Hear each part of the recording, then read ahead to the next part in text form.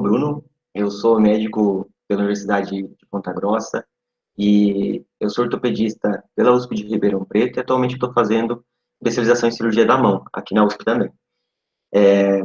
Para mim, a minha primeira aula aqui no MedStudo vai ser sobre mobilizações ortopédicas. Eu tentei dar um enfoque baseado em dúvidas que um recém-formado teria num primeiro plantão ou nos primeiros plantões que chegasse algum tipo de lesão ortopédica que precisasse de mobilização. Então, isso aqui é uma aula para não especialistas, onde eu vou tentar responder o que esse médico vai poder fazer antes de encaminhar para o especialista, quando que ele vai fazer uma imobilização, qual vai ser essa imobilização e como que ele vai fazer. Inicialmente, eu achei importante falar sobre como que o clínico vai passar o caso para o especialista quando chegar essa lesão. Então, é importantíssimo colher alguns detalhes da história, como o mecanismo de trauma, quanto tempo faz que essa lesão aconteceu, onde que é a dor que o paciente sente, inclusive onde, no membro, por exemplo.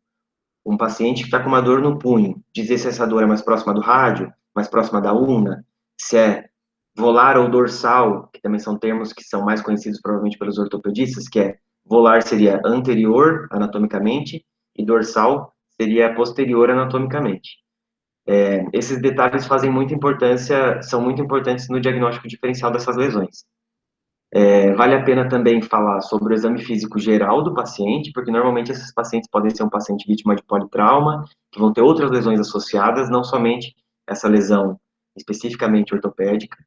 E o exame físico ortopédico, atentar para o arco de movimento, se for uma articulação, se não for articulação, se for uma lesão diafisária, por exemplo, falar o arco de movimento das articulações mais próximas dessa lesão, falar sobre a sensibilidade e a perfusão distal ao trauma em questão. Sobre quais radiografias pedir, normalmente é uma dúvida que pode acontecer também nos plantões aí. É um tema bem extenso. O que tem que ficar, pelo menos nessa aula, é que precisa ter pelo menos duas incidências para tentar dar uma visão 3D de uma radiografia, de uma lesão que está sendo vista por uma radiografia que só tem duas dimensões. A diferença entre tala e gesso também é uma dúvida que fica para não especialistas. Normalmente tem essa dúvida, onde a tala, que eu acredito que surge essa dúvida pelo fato da tala também ser gessada, a tala é usada para um tratamento temporário, normalmente uma mobilização que é feita antes do tratamento definitivo. E é esse o ponto da aula de hoje. São esses tratamentos temporários, essas imobilizações temporárias. O gesso é um procedimento realizado pelo especialista mesmo. Ele é um tratamento definitivo para uma fratura ou para uma lesão mais grave. Quantas articulações imobilizar? Normalmente também é uma dúvida. O que tem de regra é tentar sempre imobilizar uma articulação distal e uma articulação proximal a essa lesão. Então, uma lesão no antebraço, por exemplo, tentar imobilizar o punho e o cotovelo. Para deixar um pouco mais clara e mais didática essa aula, eu usei esse PDF do New England, que além de ter a descrição em PDF, ou seja, escrita, também tem vários vídeos que eu vou tentar usar para clarear bastante dessas dúvidas aí que eu trouxe. Em relação a indicações e contraindicações dessas imobilizações, vale a pena falar então sobre quando que a gente vai indicar essas mobilizações. Isso vai ser baseado no exame. A maioria das imobilizações, como objetivo inicial, é o conforto do paciente. Então, é, ela vai alinhar uma possível fratura para tentar evitar esse contato ósseo nessa fratura, mas ela também pode ser, essas imobilizações também podem ser indicadas para luxações ou após reduções de luxações, e também pode ser indicada para entorses, também objetivando esse aspecto da dor que o paciente pode estar sentindo.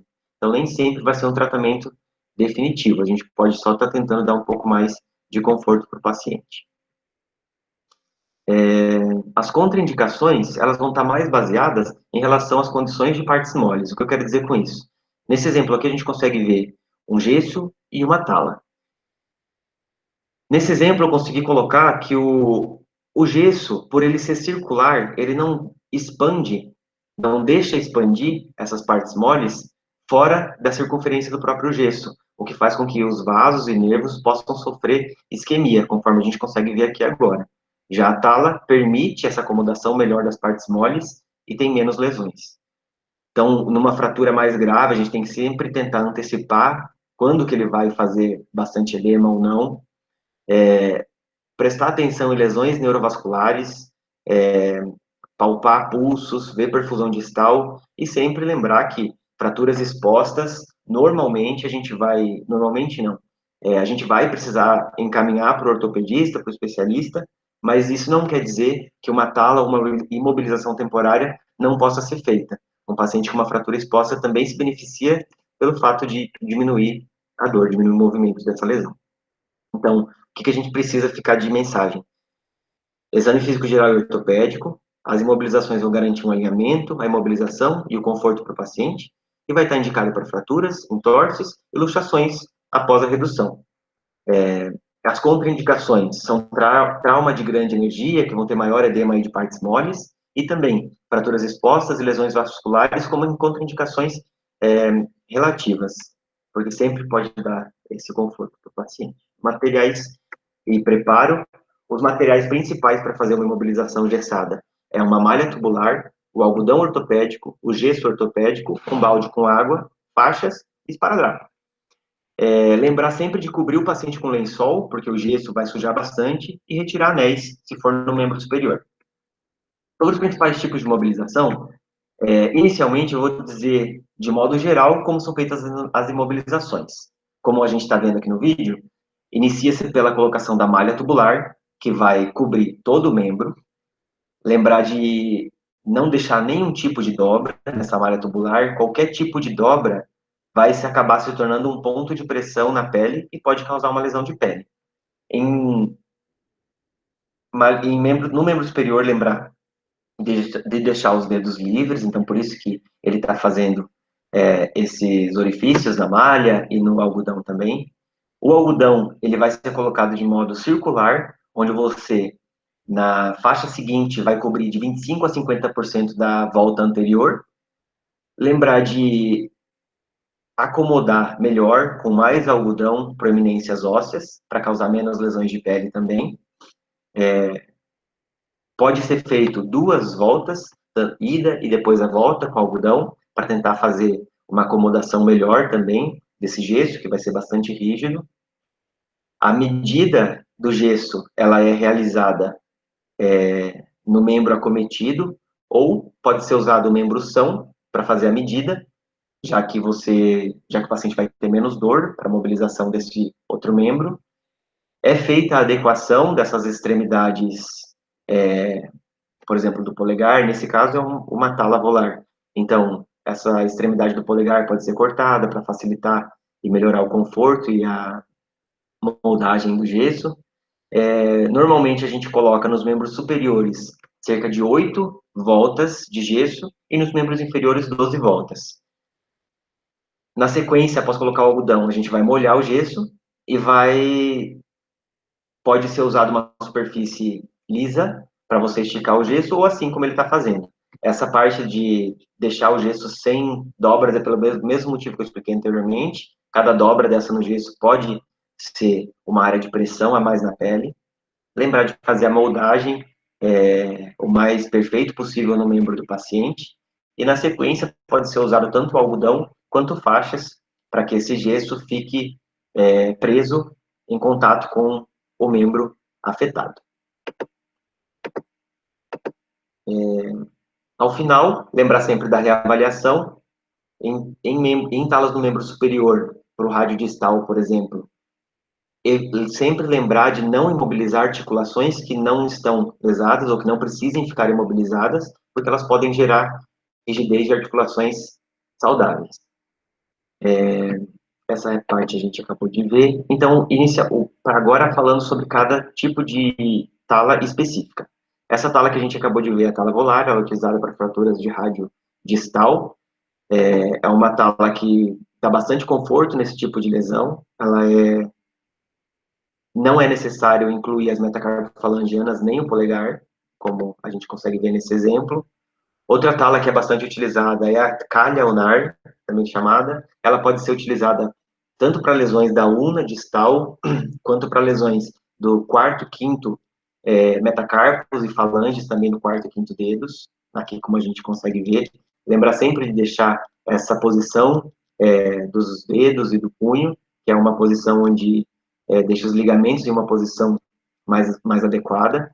Também pode ser feita essa tala que está sendo mostrada agora, que é uma tala que inclui o polegar, ela é utilizada para lesões do polegar e do escafoide, onde você coloca uma nova faixa gestada sobre o polegar. Essa outra tala que está sendo demonstrada agora, você coloca o algodão ortopédico até próximo da axila e na sequência coloca o gesso da maneira como ele está colocando, coloca o nar no antebraço e sobe pelo cotovelo até lá em cima. Lembrar de deixar o cotovelo em 90 graus e a posição da mão conforme tinha sido dito anteriormente. Outra tala que pode ser utilizada, e aqui para fraturas de rádio distal um pouco mais instáveis, é a chamada pinça de confeiteiro. É realizada também o acolchoamento com algodão e, na sequência, feita essa tala em U ao redor do antebraço. Ela vai bloquear também a pronossupinação e a pronossupinação do antebraço e a flexoextensão do cotovelo. Para as talas do membro inferior, elas são talas que são colocadas na região posterior aqui da perna e são fixadas também com a faixa ou com algodão ortopédico. E lembrar que nessas talas do membro inferior, o paciente não vai poder pisar, então ele vai precisar de muletas.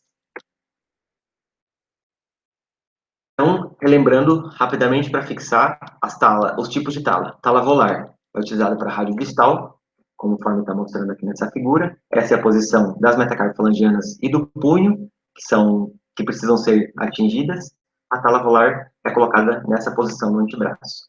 Essa tala é a pinça de confeiteiro, que eu falei anteriormente também. Aqui um exemplo de a posição que ela deve ficar. Lembrar sempre que as metacarpofalangianas não precisam estar incluídas. A tala volar com o polegar é utilizada para fratura do polegar e escafoide. Essa o lugar onde se coloca o gesso.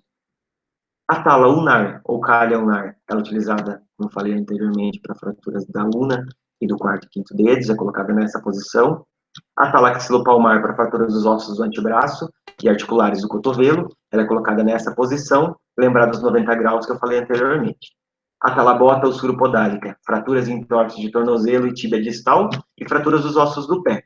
Ela é colocada deixando a cabeça da fíbula livre e também com 90 graus o tornozelo. E a tala inguinopodálica, que é para fraturas diafisárias da tíbia ou fraturas articulares no joelho, ela é colocada no tornozelo da mesma forma que a anterior, porém no joelho, lembrar de deixar cerca de 15 a 30 graus de flexão do joelho, porque é muito desconfortável o joelho em extensão completa por muito tempo. Por último, falar um pouco das tipóias. As tipóias, elas são utilizadas, pode ser tanto essa comprada na farmácia ou nas lojas de ortopedia, quanto essa aqui utilizada com lençol ou feita com uma malha tubular mesmo. Ela é utilizada para fraturas de clavícula, fraturas do húmero proximal e após redução de luxações glenumerais ou luxações do ombro, e também como apoio para todas as talas gestadas que sejam colocadas no membro superior, para o paciente não precisar ficar carregando esse peso sozinho. Sobre os cuidados, tanto com o membro quanto com o gesso, lembrar sempre da reavaliação após a confecção da tala, neurológica e vascular, pensando aí numa possível síndrome compartimental, e lembrar de deixar a tipóia para o conforto do paciente. Sobre o gesso, lembrar de deixar elevado para não edemaciar a pele. Gelo pode ser utilizado com o uso de uma sacola plástica para que não seja molhado esse gesso. Lembrar de deixar analgésicos e lembrar de orientar o paciente como será feito o segmento com o especialista. As complicações que podem acontecer do uso da tala, citado rapidamente em relação às contraindicações, lembrar dos principais sinais e sintomas em relação à síndrome compartimental: aumento do edema, piora da dor, a palidez, a dificuldade de movimentação dos dedos e as parestesias. Então é isso. Deixei aqui, por último, os links tanto do PDF e dos vídeos aí do New England, quanto esses dois últimos links são da Fundação AO, que é uma fundação aí que dita a maioria dos tratamentos para fraturas e entorses na ortopedia a nível mundial, e eles têm no site livre e de graça como que são feitos todos essas imobilizações, tanto do membro superior quanto do membro inferior. Beleza? Espero que tenha ajudado de alguma forma vocês. E se tiver mais alguma dúvida e eu puder ajudar, é só mandar uma mensagem. Beleza? Um abraço.